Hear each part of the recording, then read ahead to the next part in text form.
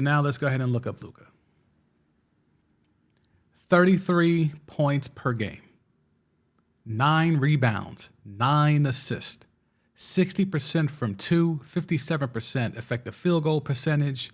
He is shooting 8 threes a game at 34% from 3. That's about league average. And he's taking 23 shots a night. And they're still a 9 seed.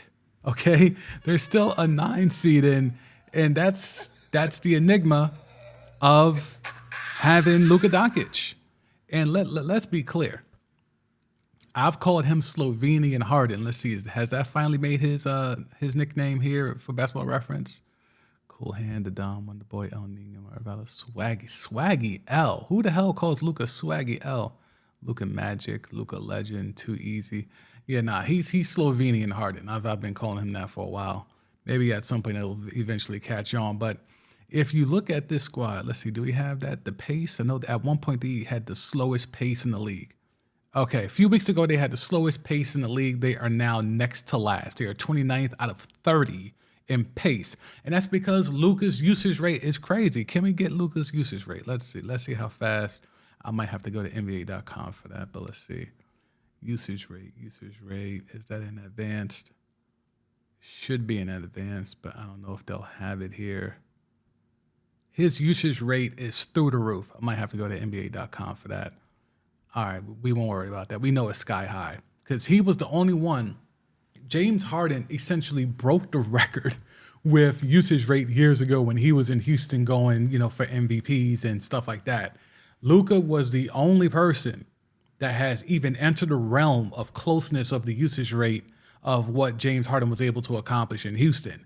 And he's gotten worse, or I guess in his mind, he's gotten better, but he's gotten worse at it because no one could play with him. Jalen Brunson bounced, yes, because he wanted to come to the Knicks and cash out and get 100 M's, but also because I can't get my shots off playing with this dude. And you saw it in the playoffs. Jalen Brunson didn't look as good until Luka was off the floor. You can't be a number 2, a legit number 2. You could be a distant number 2, like how Jalen Brunson's been was relegated to, like how Spencer Dinwiddie has been relegated to, like how Latvian world star Kristaps Porzingis has been relegated to when you're on the floor with Luka. But you can't be a legitimate number 2, sharing the rock. All right, I'm hot, you're hot, we both trying to get off. That doesn't exist in Luka's world. And that's what happens when you're placating yourself to a dude that's been a professional ball hog since he was 16 years old playing pro ball. This is what happens. And while his numbers are going to be insane and, the Hawks are forever going to look stupid in that trade of giving up Luka for some Trae Young, and we'll get to that story too. But the problem is the Mavericks will never win anything substantial as long as Luka is going to continue to play the game like this.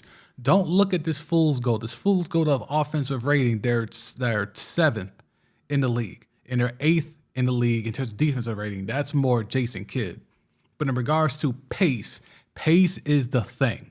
Because they bring up the ball so slow because Luka has to conserve energy by not playing defense because he's going to expel everything on offense because everything has to go through him to initiate the offense.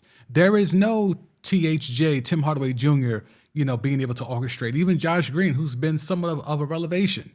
Spencer Dinwiddie, who we know can be a bucket in this league. He's not able to get off. They've turned him into a spot shooter. Christian Wood was one of their biggest free agent acquisitions. And, he can't even start for this team.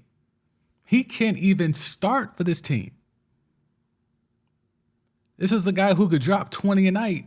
He can't start. Why can't he start? Probably because he can't play with Luka. Because it takes hella long to learn how to play with Luka.